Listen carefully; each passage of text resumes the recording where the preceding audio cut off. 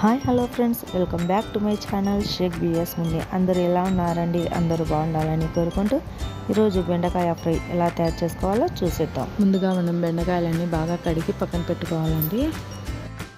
కడిగి పెట్టుకున్న బెండకాయలని ఒక క్లీన్ క్లాత్ తీసుకొని బాగా తుడిచి ఆరబెట్టుకోవాలండి.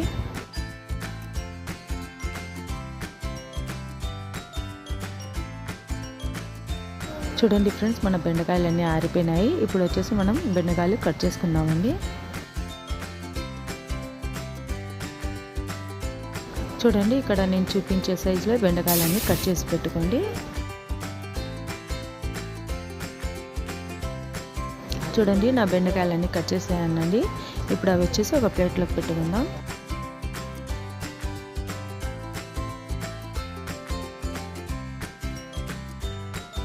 ఒక ఉల్లిపాయ తీసుకొని సన్నగా తరిగి పెట్టుకోవాలండి.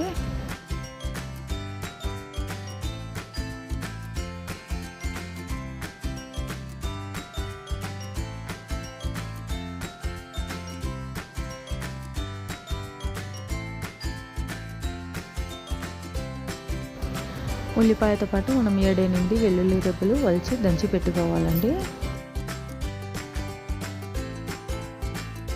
చూడండి ఫ్రెండ్స్, ఇప్పుడు వచ్చేసి మనం స్టవ్ ఆన్ చేసి ఒక ప్యాన్ పెట్టుకొని అందులో ఒక చిన్న కప్పు వరకు ఆయిల్ వేసుకుందామండి.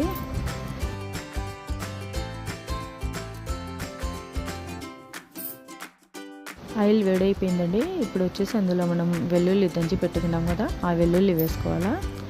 వెల్లుల్లి వేసుకున్నాక పోపు దినుసులు అండి, 1/2 టీ స్పూన్ జీలకర్ర, 1/2 టీ స్పూన్ శనగబ్యాలు, 1/2 టీ స్పూన్ ఉద్దిబ్యాలు వేసుకొని కాస్త 1 నిమిషం వరకు వేయించుకోవాలా. ఇప్పుడు వచ్చేసి అందులోనే ఉల్లిపాయ సన్నగా తరిగి పెట్టుకున్నాం కదండి, ఆ ఉల్లిపాయ వేసి 2 నిమిషాల వరకు వేయించుకోవాలండి.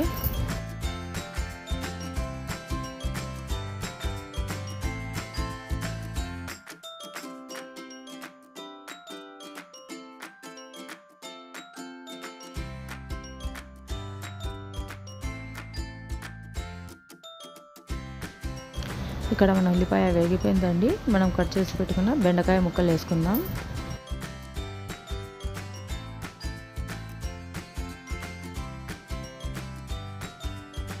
మనం బెండకాయలు వేసుకున్నప్పటి నుంచి మనం హై ఫ్లేమ్ మీద అండి, పెద్ద మంట పైన 5 నిమిషాల వరకు దగ్గరుండి కలుపుతూ ఉండాలండి. అప్పుడే మనకు బెండకాయల జిగురు అంతా పోతుంది. ఇంకా అందులో వచ్చేసి 1/2 స్పూన్ సాల్ట్ వేసుకొని కలుపుకోవాలండి.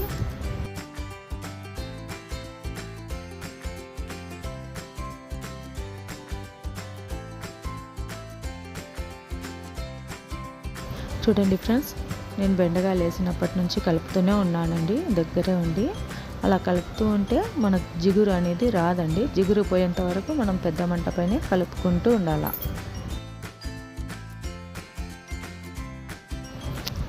చూడండి ఫ్రెండ్స్, ఇప్పుడు మనకు జిగురు అనేది పోయింది. ఇప్పుడు మనం మూత పెట్టేసి ఒక 5 నిమిషాల వరకు చిన్న మంట పైన ఉడికించుకోవాలండి మనం బెండకాయల్ని.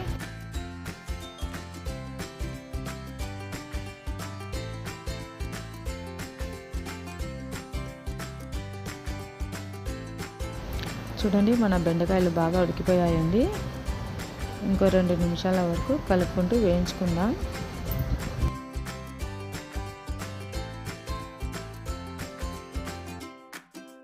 మనం బెండకాయలు వేయించుకోవడానికి ముందు నూనె ఎక్కువ వేసినాం కదండి. ఇప్పుడు మన బెండకాయలు ఉడికిపోయినాక నూనె ఎంత సపరేట్ అయిపోతుందండి. మనం ఆ నూనె పక్కకు తీసేసుకుందాం.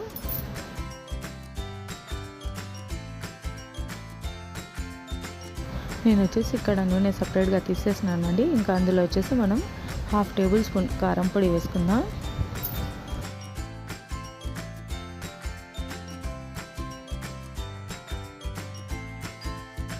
హాఫ్ టేబుల్ స్పూన్ ధనియా పొడి వేసుకోవాలండి. మనం కారం పొడి ధనియా పొడి వేసుకున్నాక బాగా కలిపేసి స్టవ్ ఆఫ్ చేసేయాలండి. అంతేనండి, చాలా సింపుల్గా చేసుకుని మన బెండకాయ ఫ్రై రెడీ అయిపోయింది. ఇప్పుడు వచ్చేసి మనం ఒక బౌల్లోకి తీసేసుకుందాం. మీకు కనుక నా వీడియోస్ నచ్చినట్టయితే లైక్ చేసి, షేర్ చేసి, సబ్స్క్రైబ్ చేయండి ఫ్రెండ్స్. Thank you.